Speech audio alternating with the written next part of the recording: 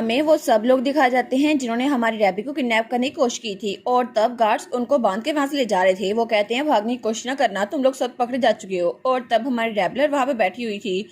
वो कहती है आखिर आपको यहाँ पर क्यों आना था, वो भी इतनी दूर। और तब वहां पर देखती है तो वहां पर सर ईडन खड़े थे। वो कहती है सर ईडन आपको यहाँ पे क्यों आना था। वो कहता है मुझे माफ कीजिएगा, मैंने खुद वॉलंटियर किया था कि मैं आपको बचाने के लिए आऊँगा। और मैं बहुत ज़्यादा परेशान हो गया था जब मुझे पता चला आप मिस हो चुकी हैं मिस रैबलर। तो तब कैलिक्स तो बड़ा गुस्सा आ रहा था। वो कहता है मुझे माफ़ कीजिएगा, बहुत ज़्यादा देर हो गई। तो रैबी कहती है नहीं नहीं, थैंक यू सो मच, मैं बिल्कुल भी हर्ट नहीं हुई और थैंक यू सो मच यहाँ पर आने के लिए, मुझे ढूंढने के लिए। तो तभी कैलिक्स के पास आता कहता है रैबलर। तो वो कहती है क्या इसको मेरा नाम याद है, इसने मुझे अभी मेरे नाम से बुलाया। तो वो कहती है क्या हुआ योर ग्रेस। तो वो उसके सर से एक पता निकालता है। वो कहता है योर ग्रेस क्यों कह रही हो मुझे, मैं तुम्हें अपना नाम तो बताया ना। वो कहती है क्या आपका नाम। तो वो कहती है अच्छा अच्छा। वो सोचती है ये जेलस हो रहा है। तो पीछे से रिटर्न कहता है मैं भी थोड़ा सा एरिया पेट्रोल करने के लिए जा रहा हूँ। वो कहती है नहीं नहीं आप फिक्र न करें योर ग्रेस, आप सिर्फ मेरे इकलौते दोस्त हैं। वो कहता है मुझे ये मत कहो। वो कहती है ठीक है तो मुझे क्या बुलाना चाहिए। वो कहता है कैलिक्स, मुझे मेरे नाम से बुलाओ। और तब वो उसका नाम लेने लगती है। तो वो कहता है और मुझे थोड़ा कैजुअली ट्रीट करो। वो कहती है ठीक है। और तब सवाल करके कहती है कैलिक्स मैं समझ गई, अब से मैं तुम्हारे नाम से बुलाऊंगी।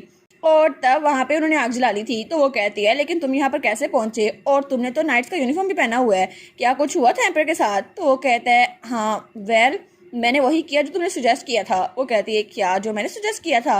वो कहता है हाँ मैंने एम्पर से कहा है कि मैं वार में जाने वाला हूँ और मैंने उसकी बात मान ली है। और तभी उसको वो नोट दिखाता है जो उसने उस बुक के अंदर रखा था। तो हमारी सोचती है ये तो वही नोट है ना। तो कैलिस कहता है बिल्कुल, तुमने कहा था कि मेरा जिंदा रहने का एक ही तरीका है कि मैं इस वार में चला जाऊं, क्या सच में मेरे जिंदा रहने का यही तरीका है। तो हमारी रवि सोचती है हाँ बिल्कुल, मुझे लगता है कि कैलिस मुझ पर शक कर रहा है, लेकिन वो वार वो बहुत ज्यादा अनप्रिडिक्टेबल होने वाली है और उस वार के दौरान बहुत ज़्यादा खून बहने वाला है और वो वार पूरे 10 सालों तक रहने वाली है।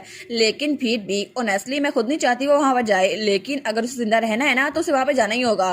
तो तब रैबलेट कहती है असल में ड्यूक कैसियस वो वहाँ पर होंगे और उस सारी फौज को कमांड करेंगे, तो मैं चाहती हूँ कि तुम उनके साथ रहो और तुम उनके साथ कोऑपरेट करो, स्पेशली इसलिए क्योंकि तुम खुद एक ग्रैंड ड्यूक हो। तो कैलिस कहता है तो क्या मतलब कि मेरी फैमिली के ड्यूक कैसिस का कोई तल्लुकात थे। वो कहती है हाँ बहुत ज़्यादा बड़े थे। और तब वो कहती है और इसके अलावा वहाँ पर जहाँ पे जंग होने वाली है ना, वहाँ पे एक ज़मीन भी है जहाँ पे ऐसा खजाना मिलता है जो कहीं और नहीं मिलता, और वो मेटल उसका नाम है आर्मेंथियम। तो वो कहता है आर्मेंथियम। वो सोचती है ओरिजिनल स्टोरी में तो प्रिंसेस ने ये सब कुछ पता करवाना था, लेकिन अब उसने सारी इन्फॉर्मेशन सबसे चुरा ली है तो मैं उसे चुरा नहीं सकती। वो कहती है अगर तुम वहाँ पर गए ना और क्लोज हो गए ड्यूक के तो फिर वो तुम्हें अपनी पावर दे देंगे। तो कैलिस कहता है अच्छा लेकिन मैं उनकी पावर लेकर करूंगा क्या। तो हमारी हीरोइन वो भी थोड़ी उदास हो जाती है। वो कहती है कैलिक्स मेरी बात सुनो, ये विलेज यहाँ पे वो सारे लोग रह रहे हैं जिनको एम्पर ने बर्बाद कर दिया और उनमें से ज्यादातर यही चाह रहे हैं कि वो बदला ले, लेकिन फिर भी वो अपनी पूरी लाइफ बदले में झोंक रहे हैं और उनको ये भी नहीं पता कि असल फैमिली होती क्या है, और वो उनको तो ये भी नहीं पता उनका आज का दिन कैसा गुजरेगा और कल वो जिंदा होंगे या फिर नहीं। लेकिन हम लोग भी तो ऐसे ही है ना, तुम्हें नहीं लगता हमारी फैमिली को भी एम्पर ने बर्बाद कर दिया, लेकिन फिर भी हम यहाँ पर हैं तो अभी के लिए हम खुश रह सकते हैं, है ना कैलिक्स, तुम्हें क्या लगता है। चलो ना जब हम ठीक रहेंगे तो हम लोग इकट्ठे सी देखने के लिए जाएंगे, ठीक है। तो वो कहता है हाँ ठीक है रैबलर, जैसा तुम कहती हो मैं वैसे ही करूंगा क्योंकि मैं भी खुश रहना चाहता हूँ। आफ्टर ऑल अब हम कुछ नहीं कर सकते, लेकिन वो एम्पर उसने पहले हमारी जिंदगी बर्बाद कर दी है और अब मैं वहां से नहीं भागूंगा। और तब हमें महल का सीन दिखा रहता है और वहाँ पे प्रिंस के सामने हमारी रैबलर थी। तो वो उसके सामने झुकी हुई थी। वो कहती है मुझे माफ कीजिएगा योर हाइनेस। तो हमारी सोचती है बिल्कुल मैं अब एम्पर से भागूंगी नहीं, मैं उसका डट के मुकाबला करूंगी। और तब वो कहती है मैं आपकी प्रोटेक्शन की जिम्मेदार थी लेकिन मैं आपको सेव करने में नाकाम हो गई, इसलिए मैं वापस आ गई हूँ आपके पास। तो वो प्रिंसेस कहती है क्या। और तब हमें थोड़ी देर पहले बगी का सीन दिखा रहता है जब उसने सब कुछ डिसाइड किया था और वो कैरिक्स के साथ थी। वो कहती है कैरिक्स मैंने डिसाइड कर लिया है, मैं वापस जाऊंगी और ये सबको कहूंगी कि मैं प्रिंस को प्रोटेक्ट करना चाहती थी और मैं मेक श्योर करूंगी कि मुझे वही ट्रीटमेंट मिले जो मैं डिजर्व करती हूँ। तो कैलिस कहता है क्या सच में तुम वहाँ जाना चाहती हो। वो कहती है हाँ बिल्कुल, पैलेस में जिंदा रहने का सिर्फ यही एक तरीका है। तो वो कहता है या फिर तुम्हें क्या लगता है हम लोग इकट्ठे यहाँ से भाग ना जाएं, हम लोग जिंदा रह सकते हैं ना। और चाहे प्रिंसेस तुम्हारी एफर्ट्स को एक्नॉलेज करे या ना करे, लेकिन एम्पर का ओपिनियन कभी चेंज नहीं होगा और तुम्हें कभी भी ऐसी ट्रीटमेंट नहीं मिलेगी जो तुम एक्सपेक्ट करती हो। और वो सोचता है और वैसे भी अब तो मैं खुद वार में जाने वाला हूँ तो मैं यहाँ पर तुम्हें प्रोटेक्ट करने के लिए नहीं होगा और तुम बिल्कुल अकेली रह जाओगी। तो हमारी हीरोइन थोड़ी सैड हो गई थी। वो सोचती है ये सही तो कह रहा है, लेकिन वो कहता है अगर तुम्हें मेरी मदद की जरूरत है तो मुझे बताओ, तुम हेजिटेट ना करो और अगर ऐसा हुआ तो तुम जहाँ चाहो मैं तुम्हें लेके जा सकता हूँ। वो कहती है कैलिक्स तुम ये बात जानते हो ना कि नहीं जानते? चाहे कुछ भी हो जाए हम एम्पर से बच के नहीं जा सकते और हम पे नजर रखी जा रही है, हम लोग यहाँ से भी बच के नहीं निकल सकते। और तब उसे कहती है मैं अप्रिशिएट करती हूँ कि तुम मुझे बचाना चाहते हो, लेकिन फिर भी मैंने अपना दिमाग बना लिया है, मैं वापस जा रही हूँ। और अपने लिए और तुम्हारे लिए भी, अगर हमें जिंदा रहना है ना तो हमें एम्पर के साथ मिलकर रहना होगा और हम उसकी नजरों के नीचे से कुछ भी कर सकते हैं। और फिर वो स्माइल करके कहती है चाहे मेरी एफर्ट्स को रिकॉग्नाइज किया जाए या फिर ना किया जाए, इससे फर्क नहीं पड़ता, लेकिन अगर ऐसा कुछ भी हो तो मैं कोई और तरीका ढूंढ लूंगी ना, और मुझे बस खुश रहना है, यही मेरा एम है। और फिर वो कहती है और फिक्र ना करो, वापस आने का ये मतलब नहीं है कि चीजें बिल्कुल वैसी नहीं रहेंगी, मैं बिल्कुल वैसी रहूंगी, तो मैंने डिसाइड कर लिया है और मैं अब फुली जीऊंगी, अब मैं खुशी खुशी रहूंगी, ठीक है। और वो सोचता है बिल्कुल सही, ये तो हमेशा से ऐसी थी, हमेशा से पॉजिटिव। तो वो कहता है मैं तो बस ऐसे ही सोच रहा था। वो कहती है हाँ एग्जैक्टली।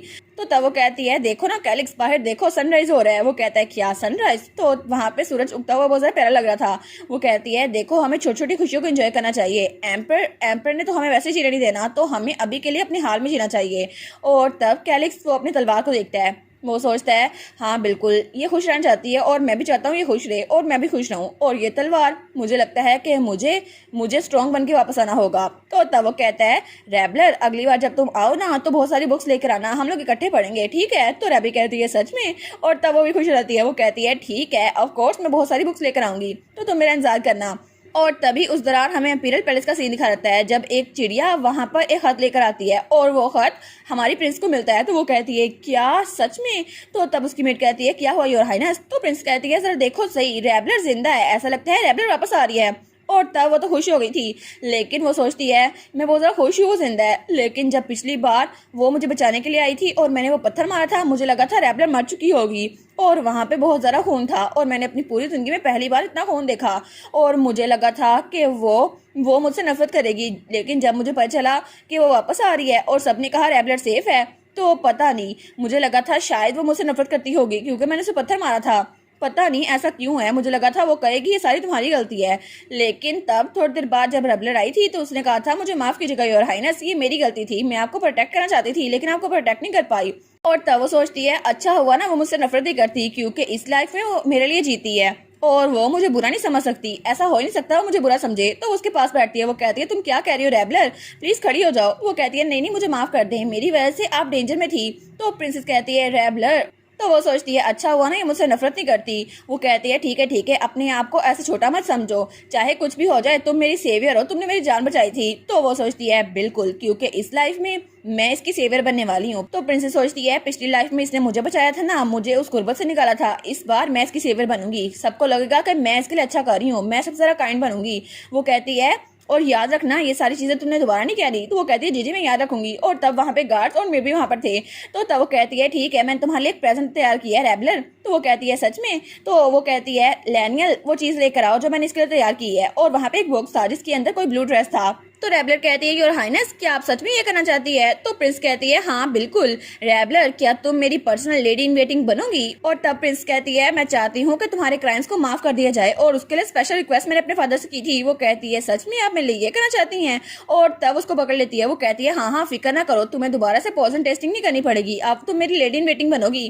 तो हमारी रैबलर कहती है सच में मैं सच में बहुत ज्यादा खुश हूँ, आपने मुझे माफ कर दिया, थैंक यू सो मच। और तब उसके सामने झुकती है। तो तब प्रिंसेस सोचती है सच में मैं तो बहुत ही ज्यादा काइंड प्रिंसेस हूँ, है ना, मैं तो बहुत ज्यादा अच्छी हूँ, मैंने इसे माफ कर दिया और अपनी लेडी इन वेटिंग बना लिया, अब हर कोई मेरी तारीफें करेगा। लेकिन तभी मेड्स कहती हैं ये कितनी ज्यादा रिमार्केबल है ना। तो वो कहती है देखा ये मेरी तारीफें कर रही हैं। लेकिन तभी मेड्स कहती हैं उसने अपनी पूरी लाइफ प्रिंस को प्रोटेक्ट करने के लिए लगा दी है और अब उनकी लेडी इन वेटिंग बन रही है। तो प्रिंसेस सोचती है कि यार ये रैबलर की तारीफें कर रही हैं, मेरी नहीं। तो मेड्स बाकी बातें कर रही थी। मुझे लगता है कि प्रिंसेस को इंजरी भी नहीं आई, सिर्फ ये जख्मी हुई है, देखो ना इसके सर पे कितना ज़्यादा खून बह रहा था। और हाँ इसकी वजह से रैबलर ने प्रिंसेस की जान बचाई है और मैंने तो उसे टी पार्टी में भी देखा था, वो कितनी अच्छी बच्ची है ना। तो प्रिंसेस सोचती है क्या सच में सब लोग उसकी तारीफें कर रहे हैं, कोई भी मेरी तारीफ क्यों नहीं कर रहा? आखिर मेरे बारे में क्या, मैंने उसको यहाँ पे जगह दी है, अगर मैं ना होती तो वो यहाँ पे टिक ना पाती, लेकिन मेरी वजह से प्रैक्टिकली रैबलर जिंदा बच पाई है और मैंने उसे एक नोबल लाइफ दी है। हालांकि मैं प्रिंसेस भी हूँ, लेकिन हर कोई रैबलर की तारीफ क्यों कर रहा है, मेरी क्यों नहीं? लेकिन तभी हमारी रैबलर कहती है योर हाइनेस। तो वो कहती है हाँ क्या हुआ? तो वो कहती है आपके खाने का टाइम हो गया है तो मैं अब चलती हूँ, ठीक है, मुझे आपकी लेडी इन वेटिंग भी बनना है और थैंक यू सो मच, मैं आपकी काइंडनेस को कभी नहीं भूलूंगी। तो प्रिंस कहती है अच्छा। और वो सोचती है नहीं मैं ओवर थिंक कर रही थी। वो कहती है हाँ तुम थक गई होगी रैबलर, जाओ थोड़ा सा रेस्ट करो। और वो सोचती है क्योंकि कुछ भी हो जाए इस पूरी लाइफ में मेन सेंटर मैं ही हूँ, हर कोई मेरी तारीफें करेगा, रेबलर की नहीं। और तब हमारी रेबलर उस मेड के साथ वहाँ जा रही थी। वो कहती है मैं थोड़ी देर में वापस आती हूँ योर हाइनेस। वो कहती है ठीक है तुमसे मिलती हूँ। तो तब प्रिंस के पास भी उसका गार्ड आता है। वो कहता है योर हाइनेस क्या आपने भी खाना नहीं खाना अभी? और फिर वो कहता है और अभी मैंगो सलाद और चॉकलेट केक के बारे में क्या? तो तब प्रिंस सोचती है हाँ बिल्कुल, वो कभी भी मेरी जगह नहीं ले सकती। मुझे यही लगता है कि वो कभी भी मेरी जगह नहीं ले सकती क्योंकि यहाँ की प्रिंसेस मैं हूँ। लेकिन मेरा यह ख्याल कुछ देर में ख़त्म हो गया क्योंकि तब जब मैं अपने दोस्तों के साथ बैठी थी तो वहाँ पे मुझे रेबलर नजर आई और उसके पास एक मेड थी जो उसकी तारीफें कर रही थी। वो कहती है ओह माय गॉड, मैं तो कब से आपसे मिलना चाहती हूँ, आप तो बहुत ज़्यादा अच्छी हैं। तो रेबलर कहती है क्या मैं? और प्रिंसेस से बालकनी से देख रही थी। तो तब मेड कहती है आप तो मेरी इंस्पिरेशन है। तो प्रिंस कहती है क्या? आखिर ये ऐसा क्यों हो रहा है? आखिर मेरी बैड फीलिंग्स हमेशा सही क्यों होती है? अब हर कोई दोबारा से फिर से रेबलर की तारीफें करने लग गया है, लेकिन कोई मेरी तरफ ध्यान क्यों नहीं दे रहा? आखिर इस पूरी जगह की मेन सेंटर मैं ही हूँ, तो ये लोग मेरी तारीफें छोड़कर उस रेबलर की तारीफें क्यों कर रहे हैं? ओहो, इस प्रिंसेस ने अपने असल रंग दिखाना शुरू कर दिए। मुझे पहले ही पता था ये हमारी डेबलर से जेलस होती है और इसी की वजह से हमारी डेबलर की लाइफ इतनी ज़्यादा मिजरेबल बन गई है। लेकिन इसे तो टेंशन की आदत पड़ी हुई है, ये नहीं चाहती कि कोई और किसी और की तारीफ करे। हालांकि उसकी लाइफ इतनी ज़्यादा बुरी हो गई है इसकी वजह से, लेकिन प्रिंसेस कितनी ज़्यादा बुरी है ना, ये चाहती नहीं है कि कोई डेबलर की तारीफ करे। ये चाहती है हर कोई इसके पीछे पड़ा रहे कि सबसे अच्छी प्रिंसेस ही है, लेकिन असल में इतनी भी अच्छी नहीं है जितनी दिखती है। और इसी के साथ ये वाला पार्ट यहीं पर ख़त्म। तो आप लोग बताइएगा आप लोग को ये पार्ट कैसा लगा, और वीडियो को लाइक और चैनल को सब्सक्राइब लाजमी कीजिएगा। बाकी वीडियोस का लिंक भी स्क्रीन पर नज़र आ रहा होगा तो काइंडली उनको भी चेकआउट कर ले। और thank you so much for watching my videos. Stay safe, bye bye.